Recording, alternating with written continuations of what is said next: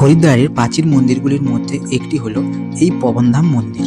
1970 সালে স্বামী বেদান্তজি মহারাজ নির্মাণ করেছিলেন এই মন্দিরে।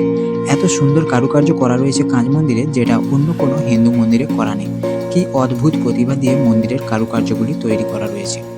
হরিদ্বারের ভাগীরথী নগর শান্তিকুঞ্জের পাশে ভূপতবালাতে অবস্থিত এই মন্দিরটি। আশ্চর্যজনক কাঁচের কাজ এবং শৈল্পিকভাবে ডিজাইন তৈরি করা রয়েছে এই মন্দিরের দেয়ালে, যেটা বিশেষভাবে আকর্ষণ করে আমাদের। এই মন্দির গীতাধাম ট্রাস্টের একটি সংস্থা দ্বারা পরিচালিত হয়। এই মন্দিরে সকাল 6টা থেকে সন্ধ্যে 6টা পর্যন্ত দর্শনের টাইম রয়েছে।